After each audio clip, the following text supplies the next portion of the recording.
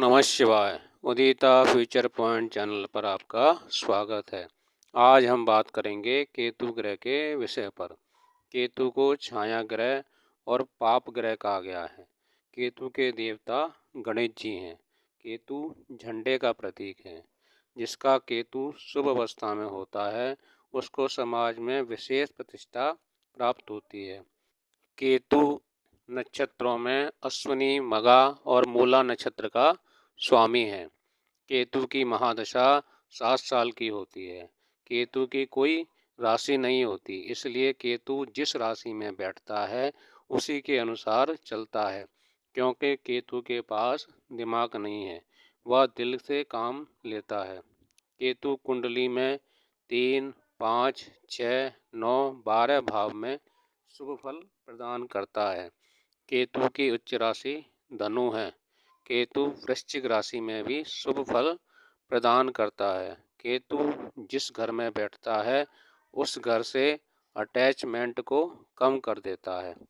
जातक का उस भाव से संबंधित वस्तुओं की तरफ ध्यान कम रहता है। जैसे केतु अगर सप्तम भाव में बैठता है तो जातक अपनी पत्नी पर ध्यान कम देता है।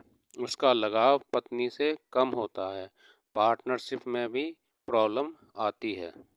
केतु हमारे पिछले जन्म के कर्मों का फल अपनी महादशा में या अंतर्दशा में देता है।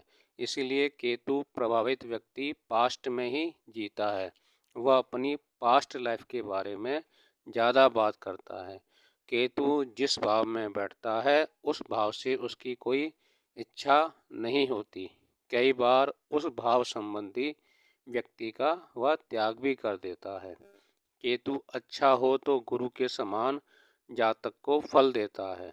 कुंडली में गुरु और केतु शुभ स्थिति में हो तो आध्यात्मिक गुरु, धर्म प्रचारक और शंकराचार्य तक बना देता है। केतु मन को प्रभावित करता है। केतु शुभ हो तो व्यक्ति को समाज में प्रतिष्ठा प्राप्त होती है। केतु अशुभ है तो जातक समाज में नहीं रहता, वह अपने समाज का त्याग कर देता है। केतु अच्छा हो तो मोक्ष की प्राप्ति करवा देता है। केतु कुंडली में खराब हो तो पुत्र नहीं होता है या देरी से होगा। स्किन की प्रॉब्लम होगी। जातक वहमी होगा। जातक के पैरों के नाखून खराब होंगे। जातक को माइग्रेन की प्रॉब्लम, अचानक कोई दुर्घटना या कोई दुख आ जाता है। केतु खराब होने पर जातक को ट्रीटमेंट सही नहीं मिलता, कोई दवा रिएक्शन कर जाती है। केतु एक दिन में बदलाव ला देता है।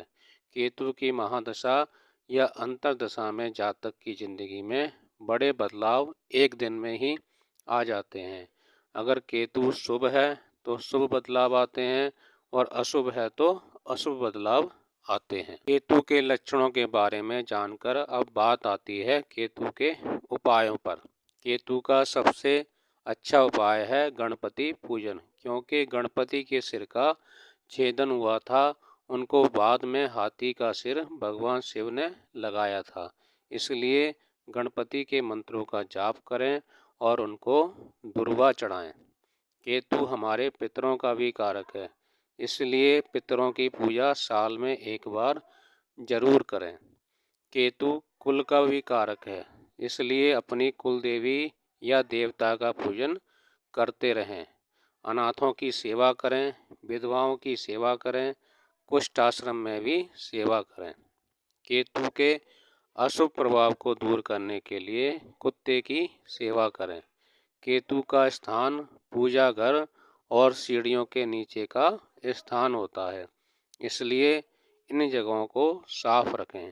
केतु की अशुभ अवस्था को दूर करने के लिए केतु के दान करें। दान का समय रात्रि में हो या सुबह सुबह सूर्य उगने से पहले। केतु के दान इस प्रकार हैं: 7 अनाज, लहसनिया नग, लोहा, बकरा, नारियल, तेल, काला वस्त्र, ध्वजा, काला सफ़ेद कंबल का दान काले सफ़ेद कंबल का दान आप अपनी सामर्थ्यता अनुसार कर सकते हैं। यह दान आपने शनिवार को करने हैं।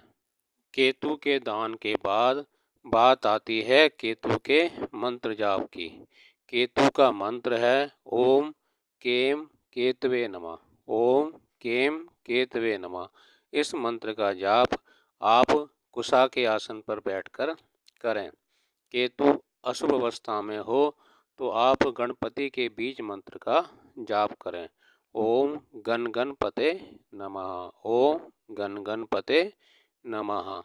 केतु की अशुभ स्थिति को देखकर आप केतु संबंधित कारकों से अपना व्यवहार अच्छा रखें, दान करें, मंत्रों का जाप करें और ध्यान मेडिटेशन करें। ऐसा करने से केतु आपको शुभ फल प्रदान करेगा। वीडियो अच्छी लगी हो तो चैनल को सब्सक्राइब करें। जय श्री राम।